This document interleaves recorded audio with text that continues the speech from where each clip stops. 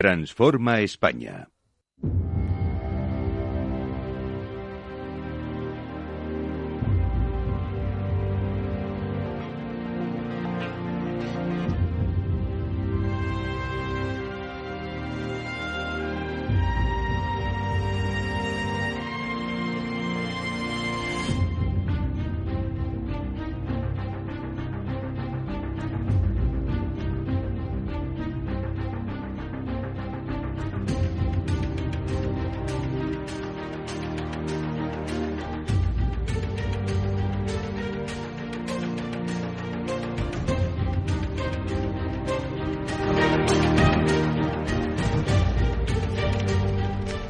Eduardo Serra, buenas noches. Buenas noches, Federico. Un martes más, aquí en nuestros debates Transforma España. Y hoy vamos a hablar de la universidad. Yo creo que sí. Vale, pues venga, adelante. Como siempre te dejo que hagas tu introducción. La entrada, sí. Bueno, la universidad es una institución de origen medieval. La más antigua es la de Bolonia. Oxford, y en España la más antigua era la de Palencia, que luego pasó a ser Salamanca. Nuestra universidad más antigua es Salamanca, en el siglo XII. El precedente es eclesiástico, las escuelas que se llamaban catedralicias y monásticas, sí, en los monasterios, y ahí es donde se leía, donde se empezó a leer y a estudiar el mundo antiguo, todo. Tradicionalmente, una universidad hace dos funciones: la docencia, enseñar a la gente, y la investigación. Pero con el mundo moderno que trae la profesionalización, expiden títulos que habilitan para ejercer profesiones. Ingeniero, médico, abogado, lo que sea. Entonces, eso ha hecho que sea la institución que en Occidente ha iluminado el camino del futuro. Si a eso le decimos en el siglo XVI, XVII, hay un crecimiento exponencial de la ciencia, y llegamos al siglo XIX, donde además del crecimiento de la ciencia, lo que hay es una extensión. Las cifras, no se puede hablar de las cifras de analfabetismo porque eran casi globales, pero en el siglo XIX empieza a generalizarse lo de ir a la escuela.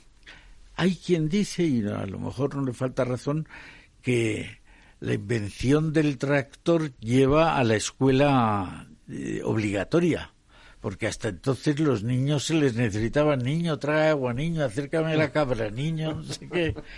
Y ya cuando eso no se necesita porque está el tractor, a los niños a la escuela. En España el Ministerio de Educación se crea en 1850. Y desde entonces a esta parte, cuando uno tenía un título universitario, era don, y la gente, el común de la gente de la calle decía: es un señor. Entonces se ha producido en los últimos años un boom del estudiante universitario, por un lado buenísimo, y por otro lado no tan bueno, porque a gente que ni quiere, ni puede, ni sabe, se le da un título universitario. Hasta ahora, ya hablaremos, en las universidades públicas prácticamente gratis, pero luego, como ni podía, ni quería, ni valía, pues realmente al final acababan, decían, conduciendo tranvías. Entonces, esto ha llevado a una exageración del número de universitarios, por un lado. Y por otro lado, ha traído proliferación de universidades. Cuando yo estudié en los años 60, había en España 11 universidades. Hoy hay más de 100. El número de universitarios que había entonces era el 7% de la población. Ahora es superior al 30%. Tanto, y eso hay que saber que se está empezando a arreglar, que empieza a potenciarse la formación profesional, porque es que hoy hay algunos oficios que ganan más que algunas profesiones universitarias. Entonces, yo creo que ahora mismo hay una tensión. ¿Qué debe hacer la universidad? ¿Quiénes deben acceder a la universidad? ¿Las universidades deben ser públicas o privadas? ¿Las universidades necesitan de la protección del Estado o pueden ser privadas? Yo creo que estas son cuestiones muy candentes y Antonio, pues creo que es un experto para que nos pueda hablar de eso. Pues Antonio es Antonio Rodríguez Pina. Buenas noches, Antonio. ¿Qué tal? Buenas noches. Que es presidente de CUNEF, que es la universidad en la que además cursaste tus estudios. Es presidente del Deutsche Bank. Anteriormente ha ocupado el cargo de presidente y consejero delegado de Credit Suisse First Boston, España. Empezó su carrera profesional en el Banco Santander de negocios para después incorporarse al equipo europeo de banca de inversión de Salomon Brothers y otras entidades financieras. Pero bueno, hoy vamos a hablar de universidad, no vamos a hablar de finanzas. Aunque en la universidad se habla mucho de finanzas también, pero bueno, vamos a hablar de universidad. ¿Qué es CUNEF, lo primero? Sí, CUNEF es una universidad privada. CUNEF se funda hace 51 años, el año pasado se celebró el 50 aniversario de CUNEF, y lo funda la banca española, el antecesor del actual AEB, que se llamaba el Consejo Superior Bancario, fundamentalmente para formar profesionales para el desarrollo esperado de las finanzas en España. Es decir, la banca tuvo un desarrollo muy importante en la segunda mitad del siglo XX y principios del siglo XXI. El sector financiero cobró un peso creciente en la economía, no solo en España, en el mundo entero. Y en aquel momento, como dice Eduardo, el número de universidades era más pequeño. Había muchas universidades con formación de humanidades, con formaciones técnicas, y no había muchas universidades que impartieran estudios de economía, de finanzas. Existía Deusto, existía alguna otra facultad de económicas, etcétera, pero la banca pensó que podía aportar algo para que se formaran buenos financieros en España. Y empezó, CUNEF fue una universidad que yo creo que tuvo un impacto muy grande en ese mundo de la educación, en el ámbito de las finanzas y la economía, gracias a los recursos y al compromiso de la banca española. Y es lo que yo recuerdo de aquella época. Yo me gradué en CUNEF en el año 87 y debo ser pues la 10ª promoción o algo así. La verdad es que nunca supe, pero sé que hay muy pocas por delante mío.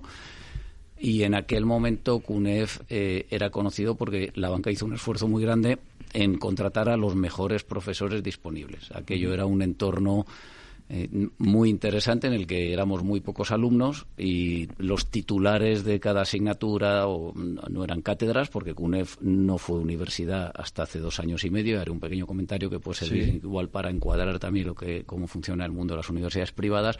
Era un colegio adscrito a la Complutense. Eso quiere decir que el título oficial lo daba la universidad. Eso es. A mí me pasó eso con el CEU, claro. Cuando yo estudié periodismo, todavía el CEU era un colegio adscrito a eso es. Bueno, pues eso tenía una virtud, que es que de alguna forma pues algo que se acaba de crear tenía el aval de la Universidad Complutense, que es una universidad muy importante, pero tenía también la circunstancia de que, siendo un colegio de la Complutense, pues tú tenías limitado lo que podías hacer, que ha sido lo que ha pasado con CUNEF. CUNEF se ha especializado durante 47 o 48 años de su existencia, porque solo desde hace unos 3 y pico es universidad. Era un colegio de la Complutense especializado en estudios de ADE, de finanzas, de economía, de derecho en su momento y más recientemente algunas carreras técnicas. En aquel momento, además, como digo, pues teníamos la suerte de que las clases de política económica las daba Enrique Fuentes Quintana, que había sido ministro de Economía en la transición, Javier Irastorza, que había hecho el plan de desarrollo del 59, la contabilidad la daba José Rivero, que era el que había escrito los manuales de contabilidad que se usaban en todas las facultades. O sea, un claustro verdaderamente fantástico.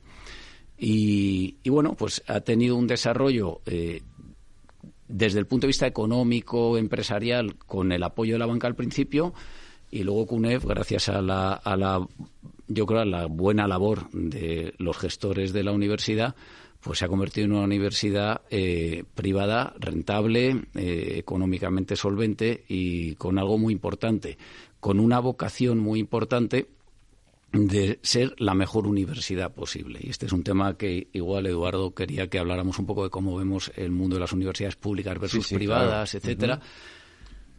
Las universidades, sobre todo las privadas, es un mundo en el que yo he sido un amateur. A mí siempre me ha divertido mucho y, de hecho, yo creo que he tenido el honor de que en un momento de mi carrera pues me han ofrecido ser presidente de CUNEF. Hace 1 año y medio así y por tanto tampoco soy ninguna autoridad en el sector, ¿no? Pero he seguido mucho el sector como banquero, como miembro también de la AEB. CUNEF pertenece a la Fundación AEB, es decir, el dueño de CUNEF es una fundación, lo cual ya determina un poco su personalidad.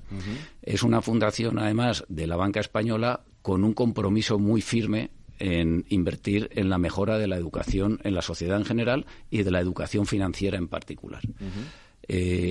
Las universidades privadas pueden tener distintas propiedades y vocaciones. Hay universidades confesionales que pertenecen a una orden religiosa y que tienen unos objetivos legítimos, pero marcados por su pertenencia a una orden religiosa.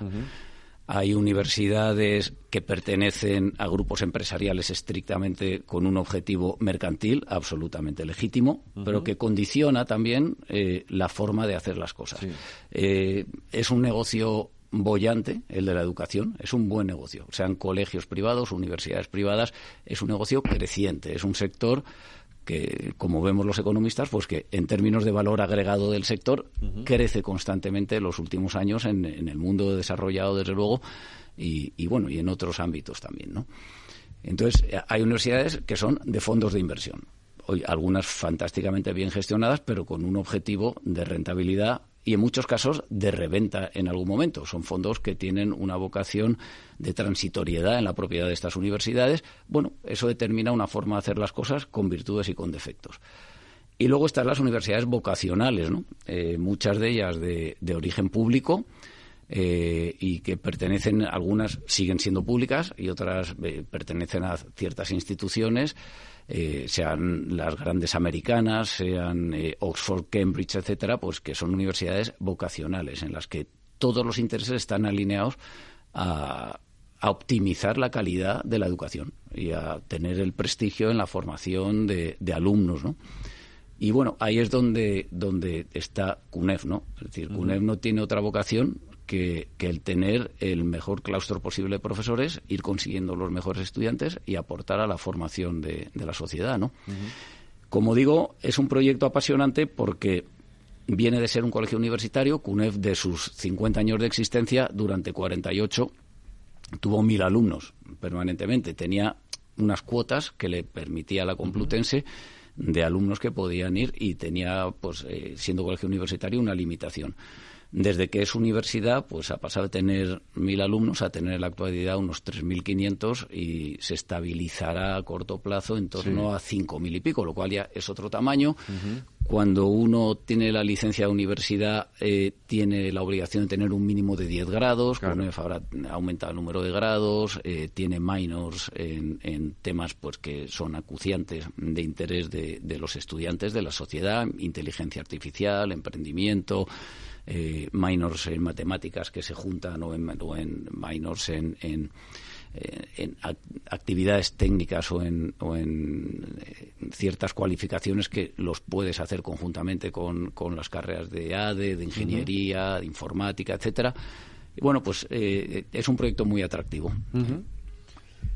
Acércate al micrófono. Lo curiosa es que España llegó tarde a la modernidad, aunque en la edad moderna fuimos los campeones de la edad de oro, el imperio español. Es de la edad moderna. En la edad contemporánea, España a esta contemporaneidad llegó tarde.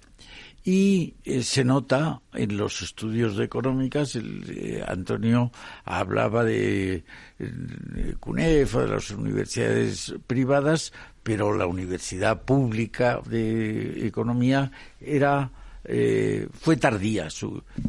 Y de alguna manera, yo recuerdo cuando en defensa te decían, mira, un militar que hace la carrera, con suerte o con mala suerte, cada 4 o 5 generaciones le toca vivir una guerra.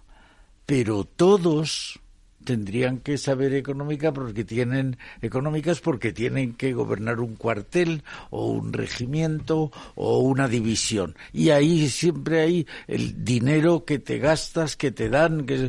Es decir, que la dimensión de la economía en el mundo de hoy se ha multiplicado por 100. Todo el mundo debería saber qué es un arrendamiento, o todo el mundo debería saber hacer contabilidad, porque todo el mundo la hace de alguna manera.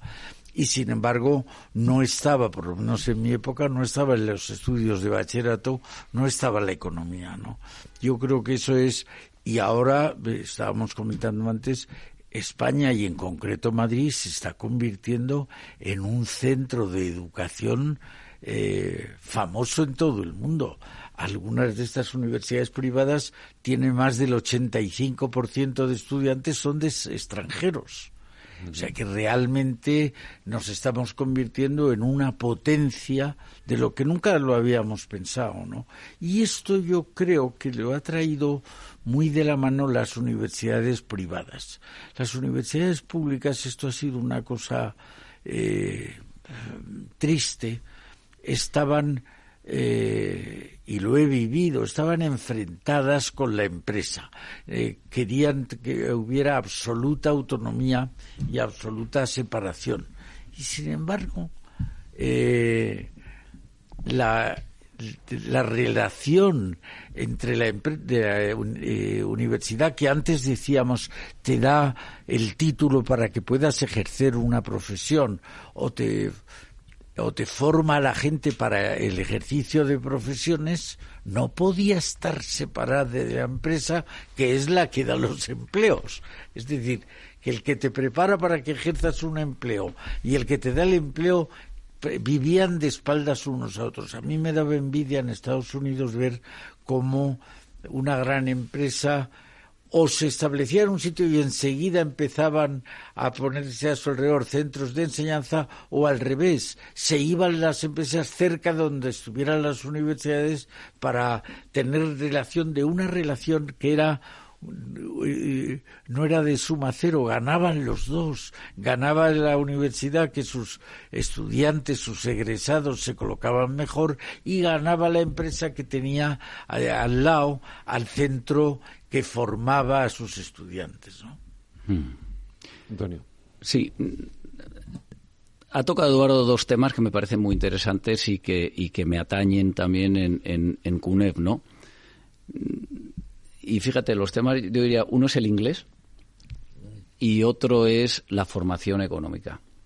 El inglés me ha hecho gracia porque Eduardo y yo nos conocemos y hablando de enseñanza. Venía a dar clases de inglés a mi casa a principios de los 80. Yo fui profesor de Eduardo cuando yo hacía la carrera. Ganaba un dinerillo dando clases de inglés, porque yo había estudiado en el Colegio Británico y había tal. Y me llamaban del Colegio Británico a veces cuando había alguien que quería dar clase de inglés y no había profesores titulares, y iba yo de reserva. Y me llamaron una vez y había que darle clase al subsecretario de Defensa, que tenía 30 y pocos años, pero tenía que negociar la entrada de España en la OTAN y tenía que mejorar su inglés. Y nos lo pasábamos muy bien. Él dice que aprendía, yo creo que no le pude enseñar nada. Pero el inglés, fíjate, Eduardo, ya has tocado el tema de la formación económica como una asignatura fundamental. Yo creo que yo, que he trabajado mi vida entera como banquero y he sufrido muy directamente y he pensado mucho sobre lo que pasó durante la crisis financiera, ¿no? Y una forma de resumir lo que pasó en la crisis financiera, de la que han pasado ya más de 15 años y que fue una sacudida económica y social en el mundo entero, fue una crisis de exceso de endeudamiento. Y lo que demostró esa crisis, y para mí es algo sobre lo que hay que reflexionar mucho, es que los agentes económicos, y agentes económicos somos todos, desde las personas hasta los estados, les faltó formación financiera. Es decir, hay que ver que esta fue una crisis en la que las familias y los particulares no preveían que podía haber un cambio en las condiciones económicas que les hiciera no poder pagar sus hipotecas, lo cual es lo más grave que le puede pasar a alguien que ha comprado una casa, una familia, el perder su casa. Pero es que las empresas tampoco habían calculado bien cuánto se podían endeudar, ni habían tenido en cuenta que hay veces que las condiciones de mercado cambian y que, por lo tanto, igual tú no puedes devolver tu deuda. Pero es que los bancos, una gran mayoría, no supimos tampoco evaluar esos riesgos. Es decir, el sistema financiero, que en teoría son los que mejor deberían analizar los riesgos, valorarlos, pues es patente que en el mundo entero sufrió problemas gravísimos y hubo instituciones que no salieron adelante. En algunos casos hubo necesidad de intervenir por parte del Estado, ¿no? Pero es que tampoco los Estados, es decir, que ni siquiera los entes que deberían saber más de economía sabían de economía. Eso, a los que estamos en ese mundo, pues nos dio mucho que pensar.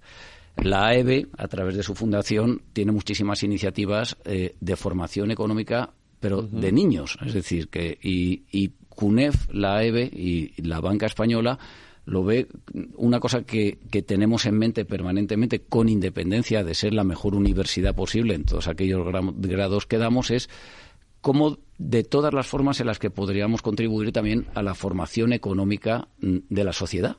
Es decir, con manuales de información.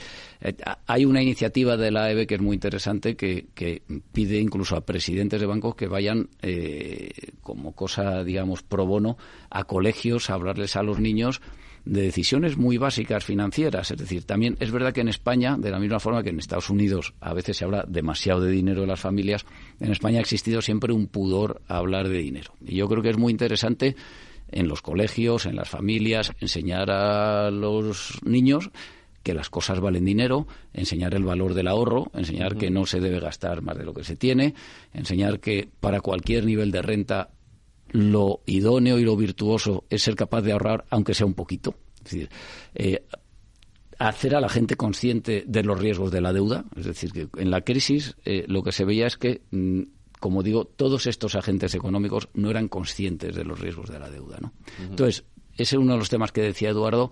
Formación económica y financiera, yo creo que debería ser una asignatura adosada prácticamente a cualquier licenciatura, por no hablar de algo obligatorio en el programa de los colegios, una mínima formación financiera, ¿no?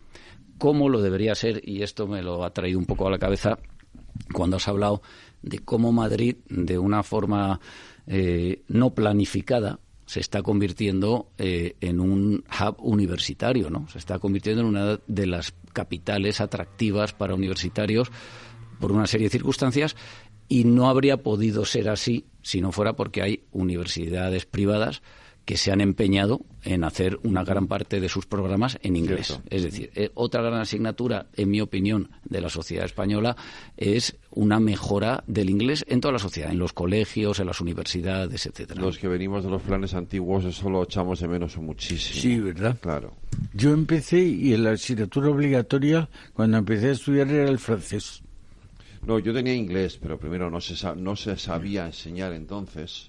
Aunque los profesores eran nativos, da igual, pero no se sabía enseñar porque no te enseñaban gramática, que no tenía sentido, ¿verdad? Te enseñaban, no dialogabas en inglés, y luego el problema es que no lo seguías después, ¿no? Por lo cual, y era una María. Tuve la suerte de irme a Estados Unidos, y era una María. Yo que tuve la sí. suerte de irme a Estados Unidos un tiempo a vivir allí y aprender, luego sin embargo lo perdí todo porque como no se hablaba nunca inglés en España y veías las películas todas dobladas en castellano, y claro, no existía Netflix ni nada de todo esto, no podías, con lo cual o hacías un esfuerzo que yo no hice por leer en inglés y por seguir hablando inglés, o si no, lo perdías.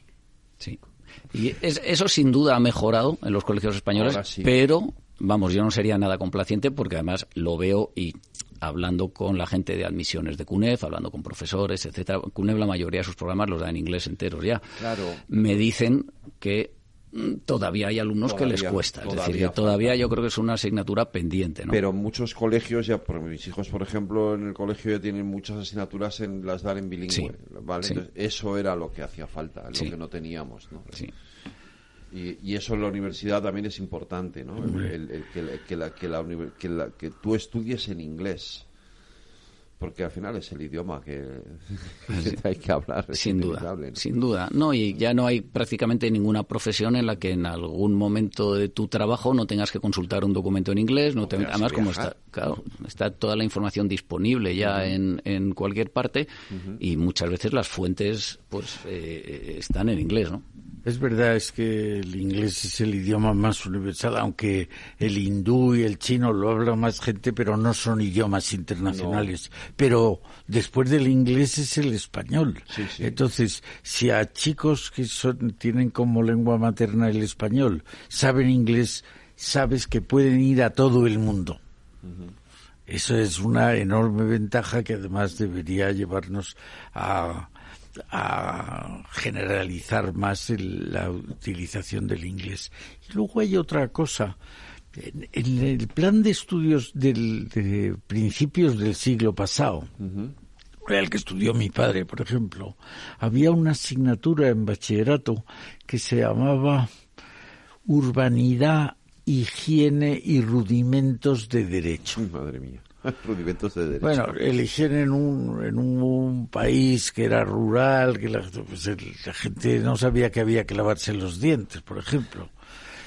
Pero lo de rudimentos de derecho, todo el mundo, no todo el mundo va a ser médico, ni ingeniero, pero todo el mundo en algún momento de su vida o adquiere una hipoteca, o es propietario, o es arrendatario, o es marido, o es mujer, o es mayor de edad.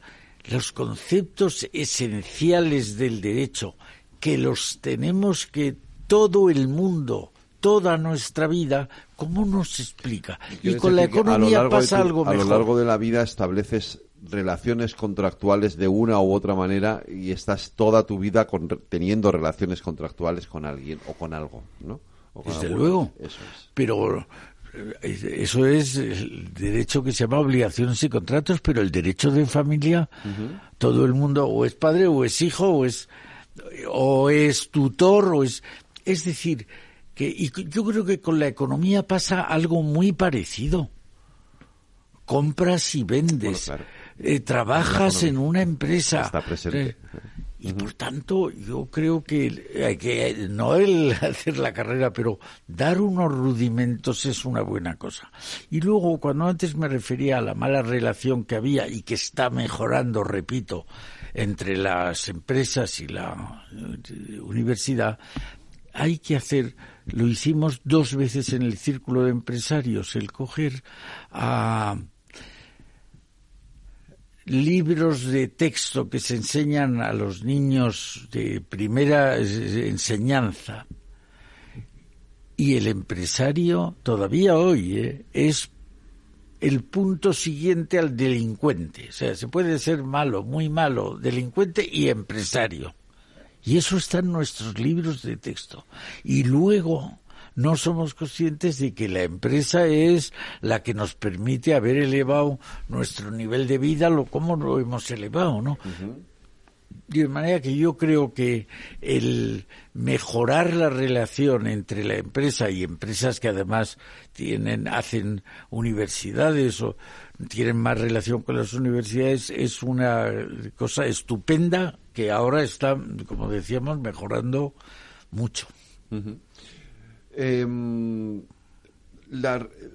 Eduardo ha mencionado una cosa que me parece muy interesante, que es, ya hemos estado hablando de esto buen rato, pero lo quiero centrar un poco más en eso, en esa relación en esa necesaria relación entre la empresa y la universidad, ¿no? Porque sin duda, quiero decir, es una relación que viene de muy atrás, pero que se ha intensificado, digamos, con la aparición de las universidades privadas, sobre todo en estos últimos años, ¿no? Sí.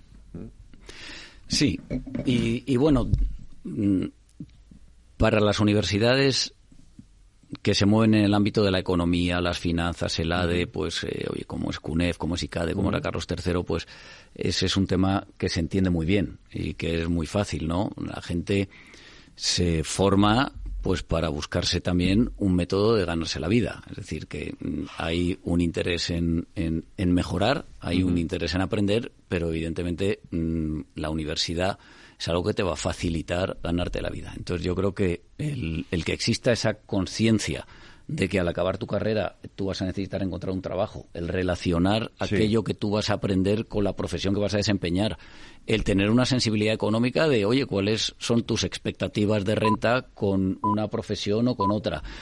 Evidentemente, yo creo que tiene mucho sentido. De nuevo, la mentalidad económica, ¿no? La capacidad de planificar el futuro, etcétera, y desde luego todo lo que sea cosas que acerquen la oferta de titulados a la demanda de la sociedad. Yo creo que las universidades tienen que ser sensibles a eso, y los alumnos también. Es decir, tristemente, oye, hay y eso no es culpa de nadie. Es decir, yo, al final, el buscar culpables de todo y no ser un poco práctico o pragmático, hay muchas veces que la gente se queja de que no hay ofertas de trabajo para determinadas profesiones. Pues yo creo que parte de esa formación económica que yo digo que hay que intentar impartir a la gente joven pasa por decir, oye, hacer un análisis también de cuáles son las consecuencias de tomar ciertas decisiones. Es decir, que yo recuerdo, pues, alguna vez, pocas veces, pero alguna vez cuando algún hijo te plantea, siendo muy pequeño, pues a mí lo que me gustaría es ser futbolista, o lo que me gustaría es, me da igual, pero tocar el violín. Oye, yo quizá por mi deformación también, pues como banquero y como licenciado en ADE, igual demasiado pronto les decía, bueno, eso está fenomenal, pero tú sabes cuántos futbolistas hay que se pueden ganar la vida jugando al fútbol, cuántos violinistas hay, y aquellos que se la ganan en determinadas profesiones, pues su tope de ingresos va a ser que me parece muy bien. O sea, si a ti lo que te apetece es... yo tenía un amigo que decía que quería ser glaciólogo. Digo, bueno, me parece estupendo, pero no pienses que vas a... Este era un compañero mío del británico. Y digo, pues tus hijos no van a poder ir al británico, probablemente. Y tú vas a vivir no se sabe dónde. Pues decir que yo creo que el relacionar tus estudios, tu formación, desde muy pequeño, yo creo que hay que ir orientándose a decir, ¿esto para qué me va a servir? Igual yo me paso de pragmático, No, pero no es pasarse de pragmático. Yo es que creo que son dos facetas de una misma realidad. Hay una cosa que tiene la universidad y que tiene menos conexión con la empresa, la investigación. Iba a ir yo a eso, sí. Eso no tiene esa... Pero la docencia, en un mundo tan especializado como el que vivimos, es muy importante que haya una relación entre el que te capacita para ejercer la profesión y el que te da la posibilidad de que la ejerzas. Yo creo que eso es algo muy evidente y que, sin embargo, se ha tenido poco en cuenta. Solo los últimos años han empezado a ponerse de acuerdo. Yo creo que es herencia un poco de esa formación gremial que tenemos, que tú lo que tienes que hacer es solventar tu problema y no el del otro. Pongo un ejemplo. Era un escándalo el número de universitarios en paro. Sí. En España la universidad pública es prácticamente gratis, que quiere decir que la pagamos todos los contribuyentes. Sí, claro, evidente gratis no es. No es. No cuesta un dinero. Pero no y entonces un padre decía que mi hijo vaya a la universidad. Era el deseo de todos los padres, el que tuvieran una buena formación. Estupendo. Y luego, por diversas circunstancias, el chico no encontraba trabajo. ¿Y entonces qué hacías? Nos hemos gastado mucho dinero en formarle y luego le vamos a frustrar porque no tiene trabajo, está en el paro y además tenemos que seguirle pagando el subsidio de desempleo. Eso a mí me parece una cosa que habría que evitar de todas maneras. ¿Quién da los empleos? Las empresas. ¿Quién te prepara para que seas un empleado? La universidad. Que se miren cara a cara. Yo creo que eso ha sido uno de los inconvenientes grandes que hemos tenido. Y luego, como decía, surgía, pues voy a ser universitario para entonces tener mejor nivel de vida. Bueno, pues está muy bien, pero si te pasas la vida en el paro no tendrás mejor nivel de vida y habrás pasado unos años que lo que han hecho ha sido frustrarte en vez de formarte. Antonio. Sí, ha hablado Eduardo, ha citado la palabra investigación, ¿no? Que sí. Me hace... también pensar en la universidad en otro plano, más allá de ese plano pragmático, como una escuela de formación a través de la cual tú vas a tener un mecanismo de ganarte la vida, ¿no? Y ahí yo creo que todas las universidades se preocupan de pensar en cómo quieren desarrollar su labor. Una parte, evidentemente, y hay universidades pues que son fábricas de fabricar títulos, cuanto más mejor y tal, y de cualquier... quiero decir que también el énfasis en exclusiva, en yo te voy a facilitar el que tú puedas conseguir un empleo, bueno, pues es una parte de aquello sobre lo que tiene que reflexionar una universidad. Otra parte, como digo, pues es un tema más vocacional, más a largo plazo, más de una contribución más profunda a la sociedad, y que va unida, pero que es distinta de ser un puro habilitador para luego conseguir un empleo. Y tiene que ver con todo el tema de la investigación, que en última instancia, evidentemente, cuando una universidad tiene unos conocimientos y tiene un claustro extraordinario de gente ejemplar, gente que imparte bien las materias que conoce, gente que hace más sabios a los alumnos en última instancia, que es lo que quieres. Bueno, pues hay algo más que conseguir un empleo. Es decir, y eso es, bueno, pues yo creo que ese es el arte o es la virtud que consiguen las universidades que llegan a ser excelentes, que evidentemente son aquellas que tienen a los mejores investigadores, que publican en los papers más interesantes, y que en última instancia pues son aquellas que frente al mundo dan un aval de que la gente que sale de allí pues es gente que tiene la mente mejor formada, es más abierta.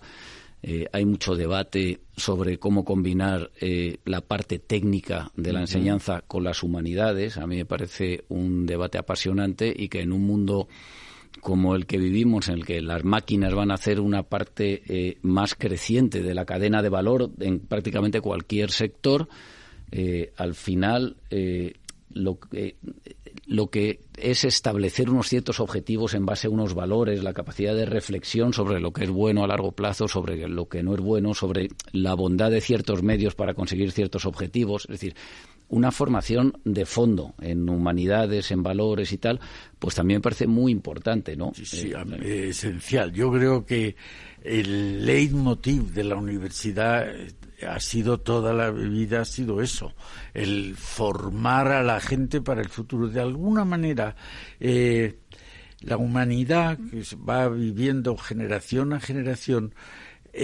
uno de los secretos que conducen al éxito de una sociedad es cómo se entrega la generación anterior a la generación siguiente el caudal de conocimientos. En la ciudad universitaria aquí en Madrid hay una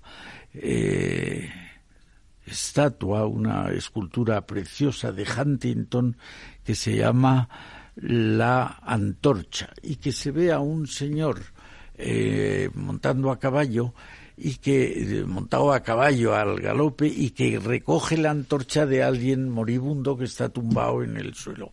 Es decir, transmite de una generación a la siguiente el conjunto de saberes, de cultura, que no es solo el profesional, cuando el saber ser honrado o no honrado, el saber lo que es bello o lo que no es bello, el hablar correctamente, el conocer la poesía, eso es difícil que te produzca o te facilite un empleo, pero sin embargo es esencial para la vida del hombre, ¿no? Esa es quizás la parte más, nos lleva un poco también al origen de la universidad, ¿no? La formación en el humanismo. Parece que es que ahora la universidad tiene que ser todo técnico, y esa esencia del humanismo que está en el nacimiento, la creación de la universidad, no deberíamos olvidarla nunca, ¿no? Nunca. No, y yo creo que es lo esencial. Voy a hacer una cosa. Voy a hacer una pausa para la publi y me le respondéis. Ríndete a un lugar donde la historia se ha reescrito 1 y 1000 veces. Allí lloró Julio César y Orson Welles descansa en paz. Ay del que pretenda alcanzar su grandeza, porque no puede. Ríndete al Andalusian Crash. Fondos Europeos, Ministerio de Hacienda, Junta de Andalucía. ¿Qué es ir más allá? Con Arval podrás llegar donde te propongas de la forma más sostenible, y asegurar un mundo mejor contribuyendo a la seguridad en carretera, al futuro de las ciudades y a la calidad de vida. Ser responsable sin tener miedo al liderar el cambio. Arval, la transición energética arranca aquí. Más información en arval.es.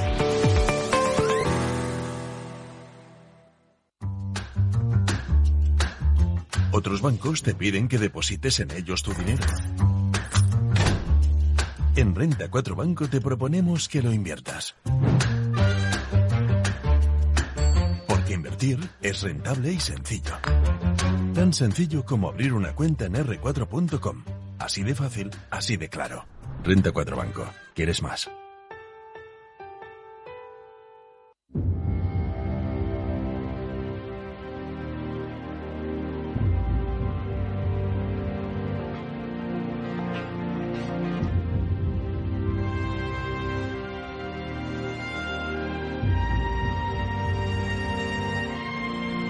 Pues os preguntaba por eso, por el humanismo, la necesidad de que siga existiendo, de que siga manteniendo esa formación, que creo que es básica, ¿no? Para el alumnado, ¿no? No es básico, es lo esencial, básico. Es lo básico. De ver, lo básico. Hay un verso precioso, largo, de Rudyard Kipling, que se llama If, si eres capaz de mantener la cabeza erguida cuando todo a tu lado está, termina diciendo, todo lo que hay en esta tierra será de tu dominio, pero lo que es más aún, serás un hombre, hijo mío. Bueno, pues esto, hombre, ahora hay que decir hombre o mujer, pero en el fondo es lo básico. Luego sobre eso construye tu profesión, construye tu familia, construye tu ciudad, pero lo esencial es ser una persona, antes se decía una persona cabal, ¿no? Sí, y fíjate que a mí me parece que la universidad ahí tiene una responsabilidad y una misión preciosa, ¿no? En hacer personas cabales. En un momento, oye, históricamente, yo no sé si en todas las épocas, pero en nuestras vidas, Eduardo, que empiezan a ser ya largas, pues hay épocas en las que uno tiene la percepción de que las cosas están mejor, están peor, funcionan bien, mal, pero sí que es verdad que vivimos en una época de muchísimos cambios, ¿no? La forma en la que se disemina la información, la forma en la que los jóvenes obtienen su información de determinadas fuentes o no de otras, la forma en la que los mensajes se dan de una forma más o menos contrastada, más o menos interesada. Se habla de unas ciertas crisis de liderazgo, se habla de crisis políticas. Las crisis económicas con frecuencia han llevado en la historia a crisis políticas. Hemos pasado una crisis global con la crisis financiera, luego ha venido el COVID. No es ningún secreto que, mire uno donde mire, proliferan regímenes populistas, por lo menos en las formas. Otros confiamos en que una vez que llegan al gobierno pues intenten aplicar recetas más o menos sensatas, pero por una serie de incentivos, sean de comunicación, sean de aprovechamiento de una situación de insatisfacción de la gente a la que se le prometen cosas que no se pueden cumplir, el hecho es que se pierden muchas referencias. Es decir, si perdemos líderes políticos, si hay ciertos líderes sociales que tampoco son ejemplares, pues una vuelta a ciertos valores, una vuelta a los clásicos, una vuelta a valores que sean universales. Eso para mí es la responsabilidad de, por lo menos, la que yo siento como miembro de una institución académica, valores que sean difícilmente discutibles, ¿no? El valor de la integridad, el valor de la prudencia, el valor del esfuerzo, el valor de la meritocracia, el valor de la austeridad, de la magnanimidad, de portarse bien con los demás, del respeto a la gente. Yo creo que las universidades tienen la responsabilidad de preguntarse a sí mismas qué valores estoy transmitiendo a mis alumnos. Es decir, una universidad no es una academia de contabilidad. Una universidad debe aspirar a hacer mejores a los alumnos que pasan por allí. Y ese me parece a mí que debe ser el fin último de una institución educativa, y hacer mejor a la gente es dotarla no solo de unas capacidades técnicas. Las confesionales lo tienen muy fácil, porque la religión Es humanismo. Es humanismo, claro. Y afortunadamente, si me permitís, medio en serio, medio en broma, tenemos la suerte de vivir en la esfera cristiana, con lo cual la confluencia de los valores cristianos y la mayoría de los valores universales de la filosofía clásica pues es bastante alta. Es decir, no hay otras religiones, pues oye, que tienen otros condicionantes, ¿no? Sí, pero vamos, yo creo que tienes toda la razón. La palabra Europa... Bueno, es la cuna de la filosofía también, Europa, claro. Pero la palabra Europa la inventa un monje inglés del siglo IX, que se llamaba Beda el Venerable. ¿Y cómo se denominaba entonces esa península que hoy llamamos Europa? Pues se denominaba la cristiandad, porque era lo que distinguía a Europa de otros continentes, ¿no? Yo creo que es verdad eso, y de alguna manera los valores que se han ido sucediendo de una u otra manera son valores que han absorbido los cristianos, ¿no? Pero vamos, yo creo que eso hemos dicho es lo esencial, la formación integral. Luego tenemos la docencia, que es lo que hablábamos de transmitir una generación a las siguientes, el caudal de virtudes, de conocimientos, de saberes, y una última es la investigación, que es lo que le permite avanzar a la humanidad, ¿no? Yo siempre he creído que la universidad es muy urgente que se mejore lo antes posible y lo más posible, porque es la que iluminará el camino del futuro, ¿no? ¿Por dónde vamos a ir? Junto a eso está el tema de los saberes. Algo que repito muchas veces. ¿Por qué no dicen los sectores económicos qué necesidades de empleo van a tener en los próximos años? Yo he estado en la patronal de las tecnológicas hasta hace un año. Y ahí hicimos un estudio, faltaban 120.000 personas en ese sector. En otros sectores, por ejemplo, en filología griega, que es tan respetable como la que más, pero a lo mejor no se necesitan 100.000 personas. ¿Por qué no se le dice a la universidad, forme a estos que los necesitamos y forme menos a estos que no los necesitamos? Luego la universidad será soberana para decir lo que quiera, pero dele usted ese input, que el chico que sepa que lo que está estudiando, el chico sabrá, que lo sepa, si eso le va a llevar a obtener un trabajo fácil o no le va a llevar a obtener un trabajo fácilmente, ¿no? Sí, ese es un tema que las universidades privadas, de alguna manera, el mercado lo autocorrige. Claro. Es decir, que al ser universidades que viven de lo que hacen, es decir, que nadie las subvenciona, aquellas a las que nadie las subvenciona, pues necesitan hacer una propuesta de educación que tenga una utilidad. Hemos hablado también, evidentemente, del valor que tienen ciertas cosas que igual no tienen una utilidad inmediata, económica, práctica, y oye, te enriquecen, dan un saber. Tampoco todo el mundo necesita ganar mucho dinero, es decir, que a alguien puede encantarle la filosofía, incluso a lo que se aspira cuando una universidad es buena, y como pasa en Oxford y Cambridge, yo que he trabajado en Inglaterra mucho tiempo, y allí los españoles que íbamos éramos todos de ICADE, de CUNEF, de la Carlos III o de la Complutense, y de pronto teníamos sentado al lado a un chico que venía de Oxford y que había estudiado griego y latín. Pero bueno, había estudiado griego y latín en un programa de reputación de Oxford, o como era en Oxford el programa de mayor reputación, que era siempre el PPE, Política, Filosofía y Economía, que el 80% de los primeros ministros de Inglaterra durante el siglo XX eran licenciados del PPE de Oxford además. Bueno, pues era gente que lo que tenía era una demostrada curiosidad intelectual, una demostrada capacidad de trabajo, de leer, de redactar, de exponer en público, etcétera. Y luego, pues, si alguno de ellos pues no le gustaba la investigación, la enseñanza o escribir, y además quería vivir en una zona más acomodada y ir a esquiar, pues se iba a la City, a un banco a trabajar, o se iba a una consultora.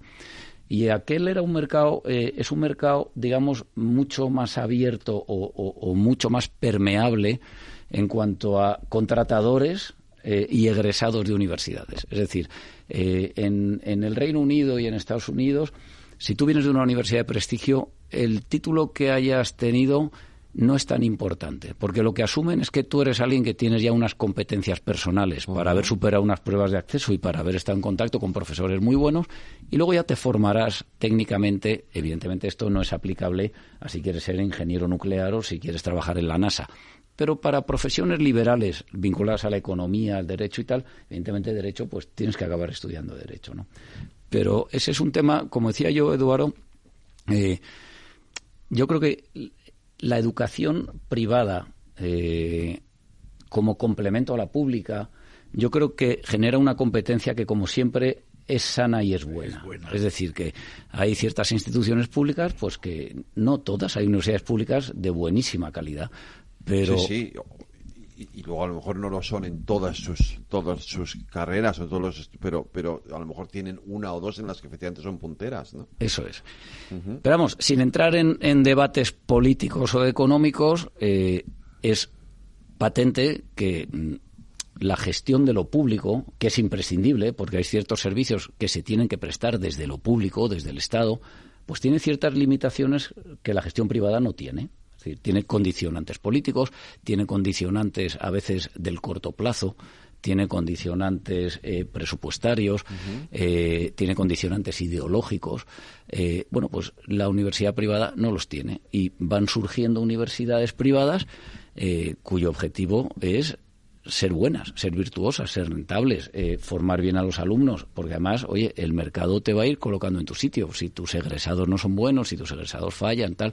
Bueno, y yo creo que eso lleva, por ejemplo, yo creo que ese auge universitario que se está produciendo en Madrid, que socialmente es muy interesante y económicamente, y para situar a España en el mapa en un ámbito interesante, se ha producido por las privadas. Y como decíamos antes, en gran parte porque tú hoy puedes venir a Madrid y hacer una licenciatura en inglés.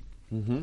Y eso, desde luego, es exclusivo de la privada. Sí. Entonces, bueno, yo creo que la universidad pública, pues, de alguna forma, aquellas que quieran seguir siendo atractivas y hacerlo bien, tendrán que ponerse las pilas. Es decir, que una cosa que yo estoy observando con gran satisfacción en CUNEF, por ejemplo, existen ya un número muy alto de españoles que llevan muchos años en posiciones destacadas en el mundo académico internacional. O sea, uno vaya a cualquiera de las universidades top del mundo, sí, y hay un español en la London School of Economics que es doctor en economía, que lleva 15 años dando clase ahí. Y hay 3 en Berkeley, y hay 2 en Harvard, y hay tal.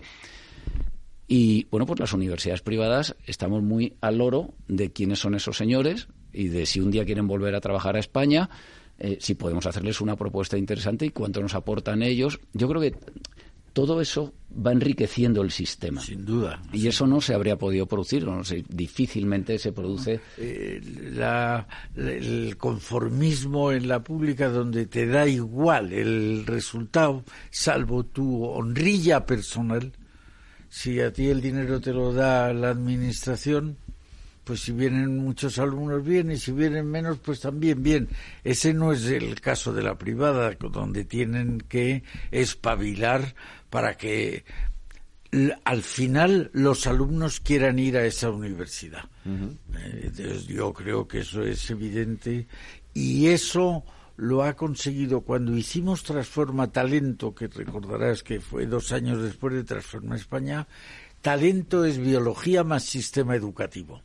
Y el sistema educativo, veíamos que no hacía crecer el cerebro de los alumnos, sino que en casi todos los escalones iba bajando un poquito, Y solo en el posgrado, que es donde por aquel entonces había más iniciativa privada, las cosas se hacían mejor. En el fondo, lo que decías antes, el que haya competencia es muy sano, y para una universidad pública le da igual si hay competencia o no. Uh-huh. Hombre, que los alumnos tengan un bueno, yo entiendo que eso debería de ser, ¿no? Una exigencia también para una universidad pública. ¿Una exigencia cuál? El que los alumnos tengan unos buenos resultados. Sí. Desde luego. Pero falta en la Universidad Pública Española la rendición de cuentas. Uh-huh. Es decir, pues mire usted, lo que te dicen en las privadas, qué nivel salarial tienen los egresados de esta universidad, qué porcentaje de empleados hay, uh-huh. ¿Cuáles son las posiciones que han llegado a alcanzar los estudiantes de esta universidad? Uh-huh. ¿Qué nos falta, Antonio? ¿Qué le falta al sistema universitario español si le falta algo? Que no lo sé.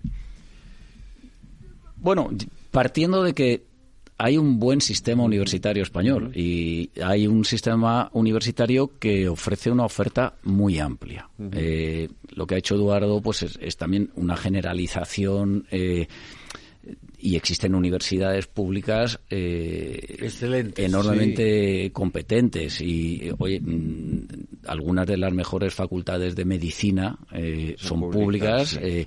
Y ahí hay una exigencia altísima y hay un nivel académico altísimo, pero no se producen todas. Yo creo que le falta lo que falta siempre en la vida, que es ir haciendo las cosas un poco mejor cada vez.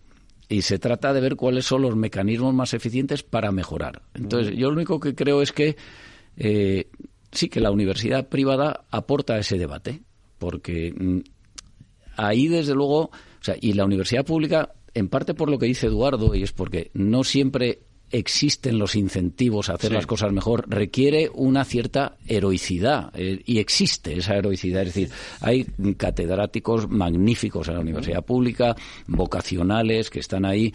Y bueno, yo creo que de lo que se trata es de intentar ver cómo hacer las cosas los que mejor lo hacen en el mundo. Otro fenómeno que se ha producido también, que es relativamente reciente, digo relativamente porque, claro, como dice Eduardo, el Colegio de San Clemente de los Españoles de Bolonia, que se fundó en el siglo XIV. Antes, yo creo, sí. Entonces, la universidad son instituciones, una cosa que he aprendido yo, claro, los presidentes de bancos, cuando te cambian de banco y te dicen, hazte cargo de a los 6 meses... ya han despedido a no sé cuánta gente, han vendido la filial inglesa, han comprado no sé qué, allí las cosas pasan muy rápido. Uh-huh. Las universidades necesitan ciertos procesos de maduración, es decir, que hay unos códigos que hay que irlos cambiando poco a poco. Entonces yo creo que lo que le falta a la universidad, y porque está en una fase incipiente, el fenómeno del que hablaba es la globalización. Es decir, España cada vez está más abierta hacia afuera. Cada vez ha habido un número mayor de españoles que estudian fuera. Los procesos de intercambio con otras universidades, los Erasmus, cada vez hay más extranjeros que vienen a estudiar aquí, sean hispanohablantes o no. Entonces, yo creo que y se está produciendo que la universidad mire hacia qué es lo que se hace fuera, quién hace las cosas mejor, qué debemos copiar de aquí, qué debemos coger de allá, cómo podemos, incluso también de los de dentro, mirarnos unos a otros. Yo creo que es un sector cada vez más dinámico, con cada vez más iniciativa. Hay universidades públicas en mi ámbito, digamos, o en el ámbito en el que se mueve CUNEF, probablemente la licenciatura de mayor prestigio en ADE está en la Carlos III, que es una universidad pública. Es decir, que también hay magníficos profesores, unas notas de entrada altísimas y, desde luego, compite con gran honra con CUNEF, con ICADE, con ESADE y con las principales universidades, ¿no? Entonces yo creo que lo que falta es ir mejorando en todas estas cosas que decimos, ¿no?